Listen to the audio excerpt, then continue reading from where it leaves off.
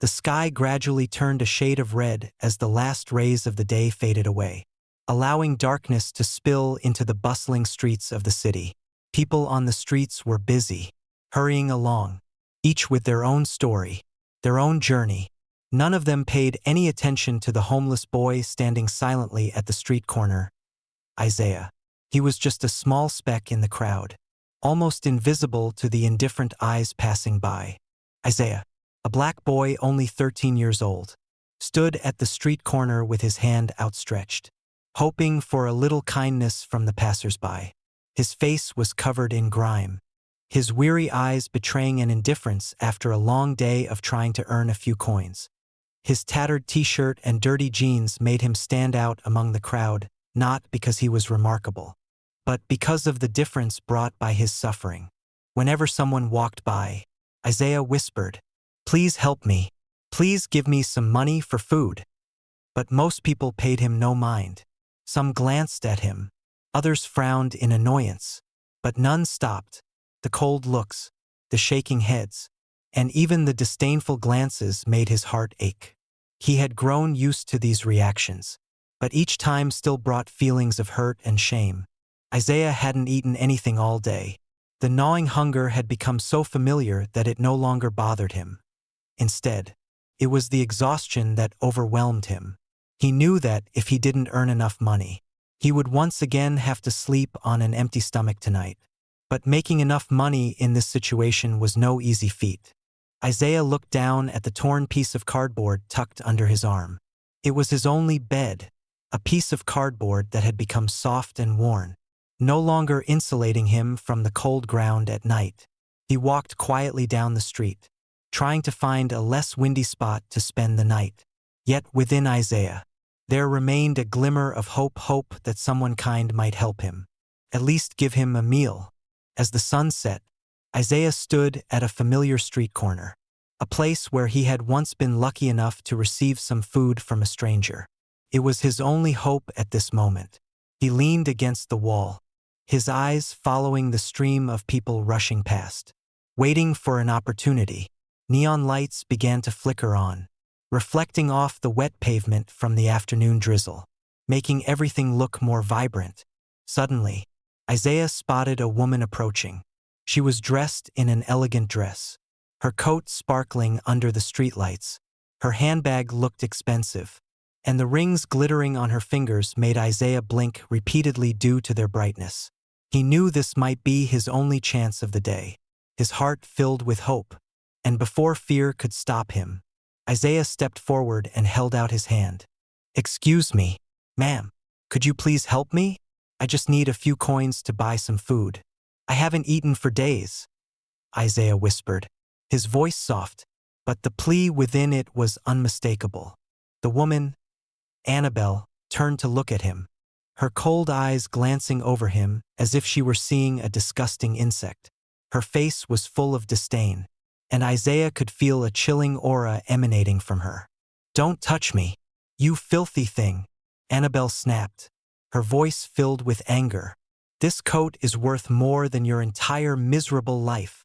She turned away, not forgetting to throw a contemptuous glare at Isaiah. Isaiah felt the shame welling up inside him. He had grown used to being shunned, but each time he was treated with such contempt, it hurt all over again. He stood still, his hands still outstretched, though they trembled slightly. He spoke quietly. "Please, ma'am, I can work, clean your car, do anything, just please give me some food." But his plea only made Annabelle's scorn more apparent.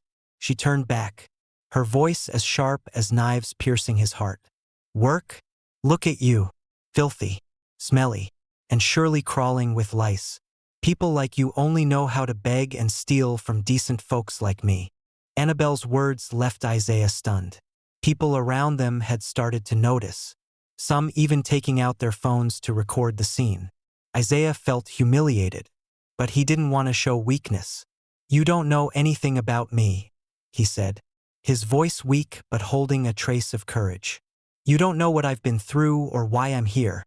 As Isaiah struggled to speak those words, his voice was interrupted by another voice, a deep, warm, and powerful voice that rang out from the crowd. Enough! The crowd turned their heads towards the source of the voice. A tall man, dressed smartly in a black suit, stepped forward. He had salt and pepper hair and a kind face, though his eyes held a commanding presence. The man was Thomas. He approached Isaiah and Annabelle, and just as Annabelle opened her mouth to explain herself, Thomas raised his hand to stop her. I was just trying to teach this kid a lesson. Beggars need to know their place, Annabelle muttered, her face showing confusion and a loss of confidence in the presence of Thomas. Thomas ignored Annabelle's justification.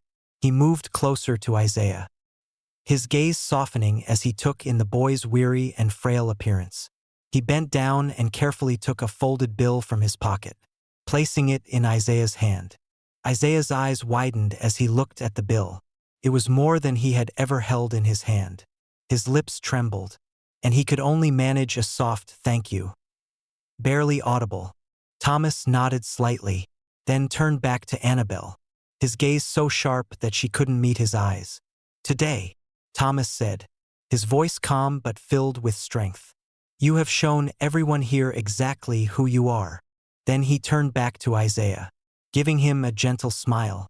Take care of yourself, kid, he said before walking away. Blending into the crowd, Isaiah stood there, clutching the bill, his eyes following Thomas's figure until he disappeared. He had never imagined that anyone would treat him like that, with kindness and compassion. It was the first time since living on the streets that he felt a glimmer of hope flicker inside him. That night, Isaiah found a spot under a bridge to sleep. The noise of the cars and the wind whistling through the pillars made the atmosphere cold and lonely. But Isaiah no longer felt the fear he usually did. He looked at the bill in his hand, the only thing he had at the moment, but a symbol of a new hope. He carefully tucked the money into his inner pocket, afraid to let it show in case other homeless kids might try to take it from him. He lay down on his old cardboard mat, looking up at the sky through the gaps between the bridge's pillars. The stars twinkling above seemed distant, but this time, Isaiah felt they were a little closer. Thomas's kindness had sparked in him a strange feeling, something he had long forgotten. Hope. But along with that hope, Isaiah also felt worry. He wondered if his life would truly change or if this was just a brief moment before he returned to his harsh reality. He had learned not to trust in luck or the help of others. But this time, deep down, Isaiah wanted something more. As he closed his eyes, the image of Thomas with his gentle smile appeared in his mind. Maybe life isn't as hopeless as I thought, Isaiah thought to himself. And under the starry night sky and the city's noise, Isaiah drifted into sleep with a bit of peace that he hadn't felt in a very long time. The next day, as the first light of morning filtered through the gaps in the bridge, Isaiah woke up. The damp smell of the air under the bridge mixed with the hum of cars above. He sat up, holding his jacket tightly, where he kept the bill that Thomas had given him the day before. A thought flashed through his mind. Today he would have real food, not scraps of bread or leftovers from a trash can. Isaiah left the bridge, wandering through the small streets of the area. He walked slowly, his eyes constantly scanning the shops in hopes of finding a bakery.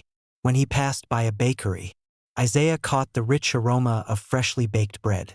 The smell made his stomach tighten with hunger, and without thinking much, Isaiah decided to go inside. He had just stepped inside when all eyes in the shop turned towards him. A staff member behind the counter stared at him. Frowning, Isaiah felt the atmosphere in the shop grow tense. The people weren't looking at him out of curiosity but out of caution. He felt his hands start to tremble. But before anyone could say anything, he heard a soft voice from behind him. Don't do that. Isaiah turned around to see a girl about his age, her hair braided into two pigtails, wearing an old coat with a few tears. Her expression was stern, but there was a hint of concern in her eyes. She stepped forward, pulling Isaiah away from the store, whispering, "Do you want to get in trouble? Places like that will kick you out right away. Or worse, call the police." The two of them quickly moved away from the shop, stopping in a narrow alley behind it. Isaiah looked up at the girl, a bit confused. "Why did you help me?" he asked, his voice hoarse from hunger and exhaustion. The girl looked at Isaiah for a moment, then shrugged. "Because I know what that feels like. I used to be like you." She looked into Isaiah's eyes, her gaze full of understanding and empathy. "I'm Tasha," she added, "and if you want to survive out here, you'd better learn how to adapt." Isaiah followed Tasha through the streets until they reached a small alley where there was a food truck. The smell of sandwiches and sausages wafted through the air, making Isaiah's stomach growl even more. Tasha looked at him and nodded, signaling, "This is a place where you can buy food without getting kicked out. They don't pay attention to us here." Isaiah hesitated but stepped forward and used the bill Thomas had given him to buy 2 sandwiches. He turned back and handed one to Tasha. She looked at him, slightly surprised, then shrugged and took it. The two of them sat down on a nearby bench, eating while watching the people passing by. Isaiah felt a warmth inside. For the first time in days, he didn't have to eat alone. After they finished eating, Tasha decided to teach Isaiah the things he needed to know to survive on the streets. She led him through the narrow alleys, pointing out places where the police rarely came, spots where he could sleep without being disturbed. Tasha also showed him shops where kind owners would give out leftovers, and places he should avoid if he didn't want trouble. Isaiah listened and remembered every word Tasha said. He realized that life on the streets wasn't just about finding a place to sleep and food to eat. It was an art of survival, and without knowing the right way, he would be swept away like a dry leaf in a storm. Tasha looked at Isaiah and smiled softly. "You seem smart. If you learn how to do things right, you could do a lot more than just survive." Isaiah remained silent, his eyes staring into the distance. In his heart, Thomas's kindness and Tasha's words made him think about something he hadn't considered in a very long time. A different, better future. One evening, while waiting for Tasha near the park, Isaiah saw a man walking along the cobblestone path, his stride calm but showing a hint of fatigue. It was Thomas. He was wearing the same suit as before, still exuding an elegance that set him apart from everyone else. Isaiah felt his heart beat faster. This was the man who had helped him, the one who had given him the first hope after such a long period of darkness. Isaiah wasn't sure whether he should approach and greet him, but then he decided he had to do something to show his gratitude. Just as he was about to step forward, he noticed Tasha hiding in a different corner. Tasha was eyeing Thomas with a calculating look. In her hand was a small, sharp knife. Isaiah's heart sank as he realized what was happening. Tasha intended to rob Thomas. Without thinking, Isaiah rushed over and grabbed Tasha's arm. "Tasha, don't do this," he said, his voice full of worry. Tasha turned to look at him, surprise evident on her face. "What are you doing, Isaiah? We could take his wallet and live comfortably for days." Isaiah shook his head, his eyes stern. "He's a good person. He helped me. This isn't the way to repay him." Tasha looked at Isaiah for a moment, her eyes filled with frustration.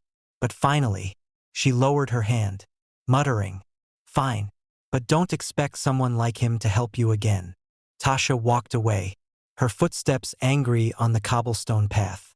Isaiah let out a sigh of relief, but when he turned back, he realized that Thomas was watching him. He had seen everything. His eyes were gentle but filled with curiosity. He walked over to Isaiah, his deep voice calm. "Are you all right, son?" Isaiah nodded, though his voice was shaky. I was just passing by." Thomas smiled, his eyes softening as he looked at the boy in front of him. "I'm Thomas. What's your name?" "Isaiah," he replied, his hand trembling as he shook the older man's hand. I wanted to thank you for the other day. Because of you, I had food and a place to sleep." Thomas looked at Isaiah, his face full of thought. "I've been looking for you, Isaiah. I wanted to know if you were all right." Isaiah felt his heart sink. No one had ever looked for him in his entire life. No one had ever cared whether he lived or died. His heart was filled with a warmth but also a sense of unease. He didn't know what to do. He didn't know what to say to this man. Before Isaiah could say anything more, a luxurious black car pulled up right next to them. A woman with a cold expression and sharp eyes looked out from the car window. It was Amelia, Thomas's wife. Her gaze at Isaiah was full of disdain, as if his presence had tainted the atmosphere around them. "What is going on here, Thomas?" Amelia said, her voice sharp and authoritative. "Why are you wasting your time with people like this?" Thomas turned to look at his wife, a hint of displeasure in his eyes. "I'm just talking to a friend," he replied, his voice calm but with a touch of firmness. "You don't need to speak like that." Amelia glanced at Isaiah, her face clearly showing her displeasure. "A friend? I don't understand why you would lower yourself like this. Someone like him isn't worth our concern." Isaiah bowed his head, his heart filled with shame. He felt as if he had been stripped bare in front of everyone, with no dignity left. But before he could turn to leave, Thomas placed a hand on his shoulder, his voice gentle. "You don't need to feel ashamed, Isaiah. What you're doing, surviving on the streets, takes courage." Thomas turned back to Amelia, his voice growing firmer. "Amelia, that's enough. We shouldn't treat people like this." Amelia huffed, her eyes filled with anger, but she said nothing more. She turned away, signaling to the driver. Thomas turned back to Isaiah, a gentle smile on his face, as if apologizing for his wife's disdain. "Take care of yourself, Isaiah. I'll see you again." Isaiah nodded, his eyes filled with emotion. As the black car drove away, Isaiah felt a small glimmer of hope spark inside him again. Thomas had helped him once more. Even though it was just a few encouraging words, they made him feel that he wasn't completely worthless. Once again, that man had lit a flame of hope in Isaiah's heart. After the tense encounter with Amelia, Isaiah felt confused and troubled. Her cold gaze and disdainful words reminded him of all the times he had been kicked out of stores, treated as if he had no value. The feeling of being insulted and looked down upon came rushing back, making his heart ache. That night, Isaiah returned to his usual spot under the bridge, where he had slept for many nights before. He sat down on his piece of cardboard, his mind spinning with countless thoughts. Why did Thomas care about him? Why did he show kindness when others, like Amelia, only saw him as worthless? He looked up at the night sky through the gaps in the bridge. The distant stars twinkled, but Isaiah felt they no longer seemed so far away. Thomas had brought a little light into his life, but could he trust it? Inside Isaiah, there was a battle between hope and fear. He was afraid that if he believed in something good, it would soon disappear, and he would fall back into darkness as before. But then, Isaiah remembered the look in Thomas's eyes when he spoke to him. Eyes filled with sincerity and concern. "I'll see you again," Thomas had said. Isaiah wanted to believe those words. He wanted to believe that someone cared about him, not out of pity, but because they truly saw his worth. The next day, Isaiah met Tasha again. The two of them sat on an old park bench, sharing a sandwich that Tasha had taken from a small shop nearby. Tasha looked at Isaiah with curiosity, as if she wanted to ask about his encounter with Thomas and Amelia the day before. Finally, she spoke, her voice betraying her skepticism. "What do you think of him, that man, Thomas?" Tasha asked, her eyes fixed on Isaiah. Isaiah thought for a moment before answering, his voice thoughtful. "He's different from the others, Tasha. He didn't treat me like I was invisible. He really wanted to help me." Tasha scoffed, her voice full of bitterness. "Someone like him wanting to help us? They have money, power, while we have nothing but empty stomachs and torn clothes. He's just trying to look like a good person." Isaiah looked at Tasha, his eyes shimmering with determination. "No, I don't think so.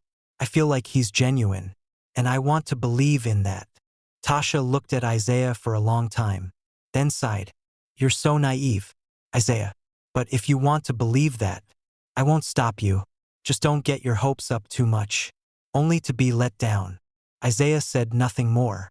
He knew that Tasha was used to disappointment, and the fact that he still had some hope might be hard for her to accept. But Isaiah didn't want to give up his hope. He knew that to escape this life on the streets, he had to believe in a different, better future. A few days later, while Isaiah was sitting on a park bench, Thomas appeared again. He was wearing a different suit, but still carried the same air of elegance and calmness. When Isaiah saw him, he jumped up, his eyes lighting up with surprise and joy. Thomas smiled when he saw Isaiah. He approached and sat down on the bench beside him. "How are you, Isaiah?" he asked, his voice full of concern. Isaiah nodded, trying to hide his excitement. "I'm fine. Thank you for asking. I didn't expect you to come looking for me." Thomas looked at Isaiah, his eyes thoughtful. "I promised I would see you again, and I always keep my promises." He paused for a moment, then continued. "Isaiah, I want to know about your life. I want to understand you better. And if possible, I want to help you have a better life." Isaiah looked into Thomas's eyes, his heart swelling with emotion. No one had ever truly cared about his life before. No one had ever wanted to understand him. His heart filled with a warmth he had never felt. But he still had doubts. "Do you really want to help me?" he asked, his voice carrying a hint of hesitation. Thomas nodded, his eyes full of sincerity. "Yes, I want to help you. I know your life hasn't been easy, and I want to do something to help you change it. But the most important thing is whether you want to change." Isaiah was silent for a long moment. Then finally he nodded. "I do. I want a different life. But I don't know where to start." Thomas smiled, placing a hand on Isaiah's shoulder. "Don't worry. We'll figure it out together. The important thing is that you're ready." After the conversation with Thomas, Isaiah felt as if a new light had shone into his life. He no longer felt completely alone, because now there was Thomas, who had promised to help him. That gave him a sense of hope and motivation he had never had before. A few days later, Thomas contacted Isaiah and arranged to meet him at a small cafe in the downtown area. This was Isaiah's first time at an actual cafe, and he felt both excited and nervous. Thomas had already ordered a hot chocolate and a pastry for him. Isaiah sat across from Thomas, holding the cup of hot chocolate in his hands.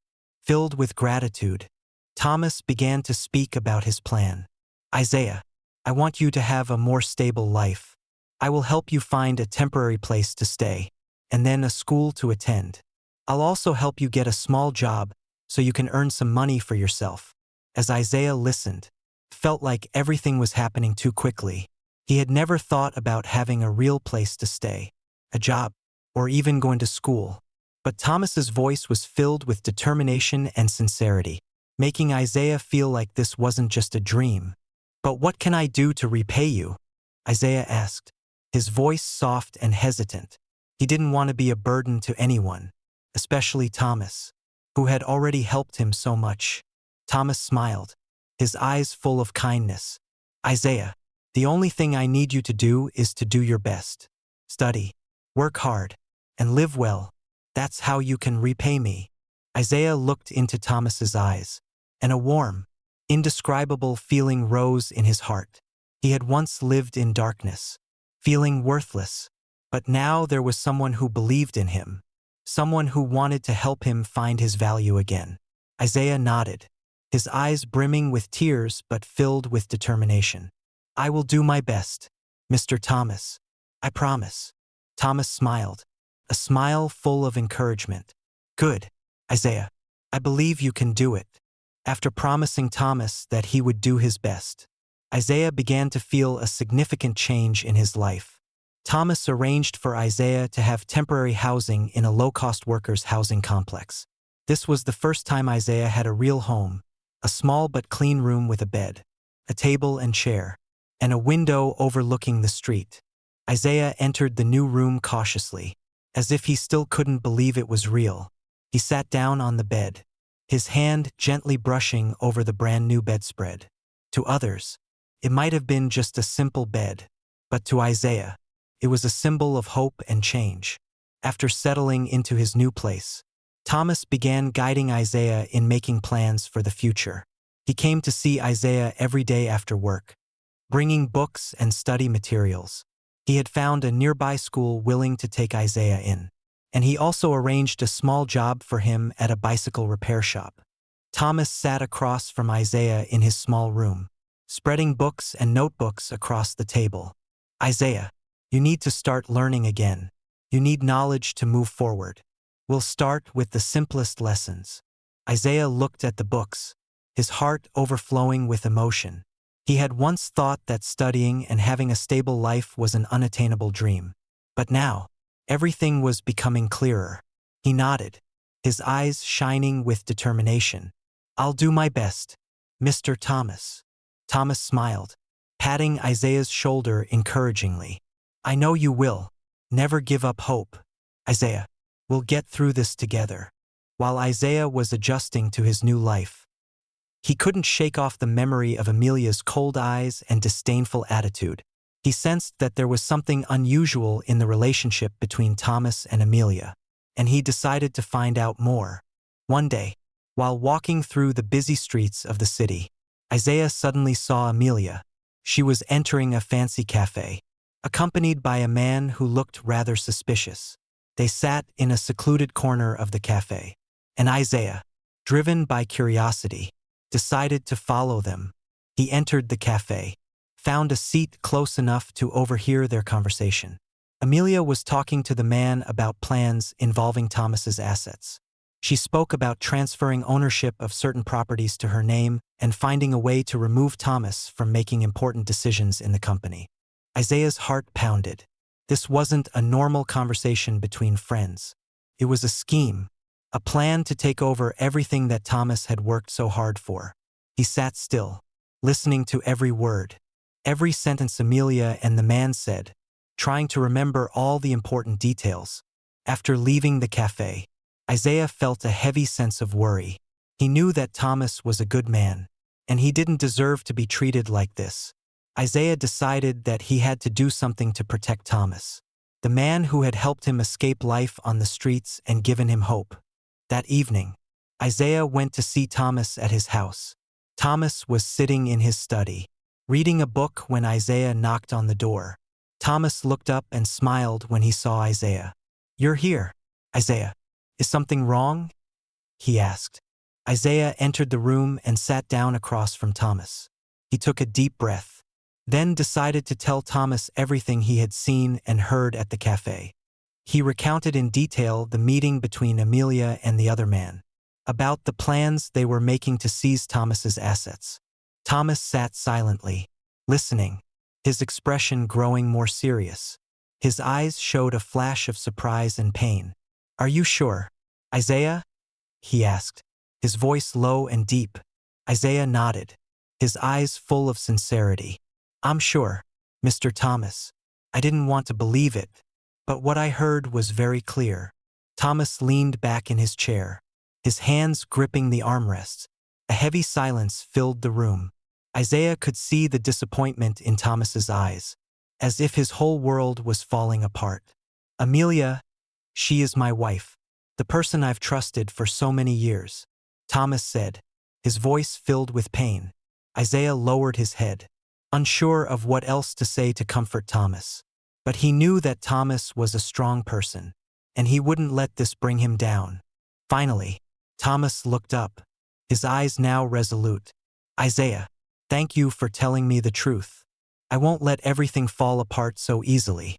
I will confront Amelia and expose everything.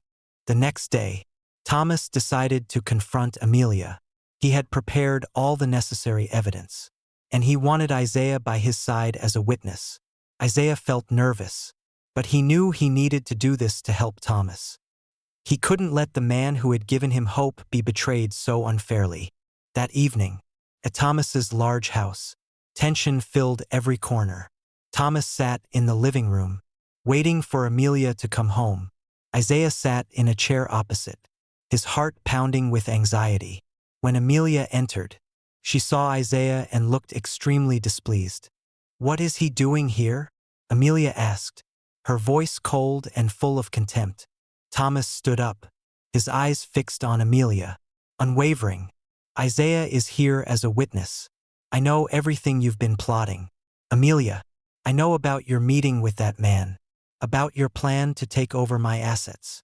Amelia stood still, her expression shifting from surprise to anger. What are you talking about, Thomas? Who is this boy that you trust his words more than your own wife's? Thomas raised his hand, showing the documents that Isaiah had helped him gather. This is the evidence. I've double-checked everything, and what Isaiah said is true. You betrayed me. Amelia. Amelia looked at the documents in front of her, her face turning pale. Then, as if there was nothing left to hide, she shot a hateful glare at Isaiah. You don't belong here, you little scum. You think you can do anything to stand against me?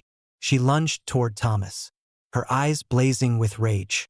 But Isaiah stepped in front of Thomas, his hands clenched tightly, his gaze unflinching. I won't let you hurt Mr. Thomas. He helped me when I needed it most, and now I will help him.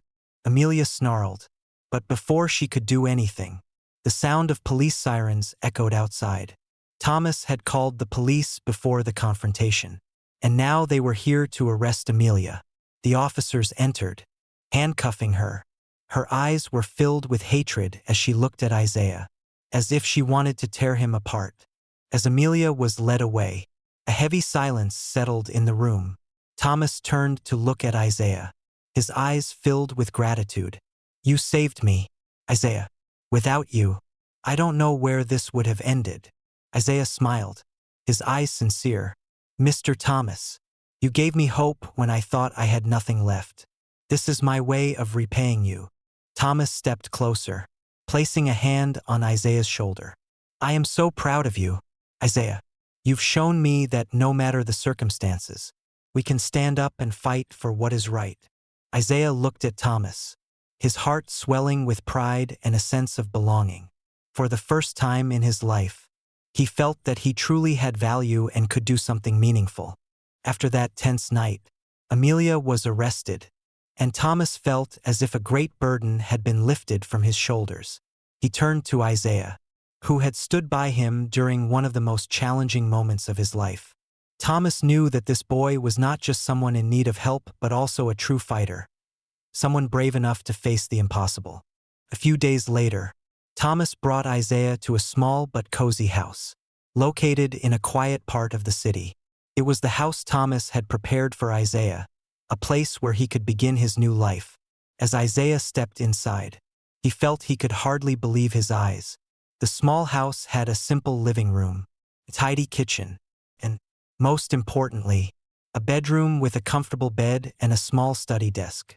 Thomas stood at the door, looking at Isaiah with a face full of hope.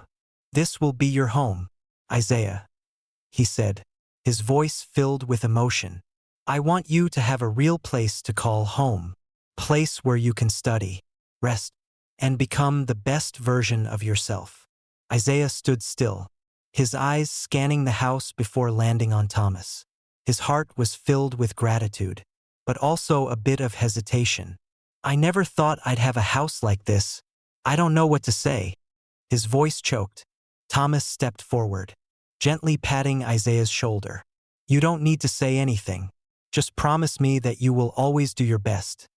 Not just to survive, but to thrive, and make your life meaningful. Isaiah looked into Thomas's eyes, his own eyes shimmering with faith and determination. I promise, Mr. Thomas, I won't let you down. Isaiah couldn't forget Tasha, the only friend he had during his difficult days on the streets. After settling into his new home, he decided to find Tasha to tell her about the changes he was going through and hopefully convince her to join him in this new life. Isaiah found Tasha at a familiar street corner, where she often went to look for leftovers from nearby restaurants. She was still wearing her old, worn coat, her eyes wary and guarded against the world. When Isaiah approached, Tasha looked up at him, her eyes showing clear surprise. There you are, Isaiah. I thought you'd given up, vanished like so many others, Tasha said, her voice tinged with sarcasm. Isaiah smiled, but it was a sincere smile. Tasha, I haven't given up. I found a new opportunity, and I want you to come with me on this journey. Tasha frowned, her eyes flickering with doubt. What opportunity? Do you know where we belong?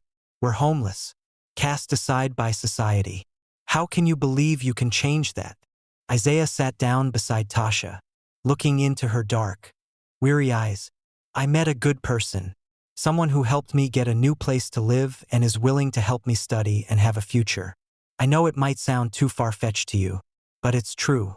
I want you to step out of this darkness with me. Tasha looked at Isaiah for a long time, her eyes filled with conflicting emotions. She was so used to street life, to the indifference and disdain from people. Her belief in good things had almost completely faded away long ago. She turned away, her voice softening. Isaiah, I don't know if I can believe in that. I'm afraid that if I hope, I'll just end up disappointed again.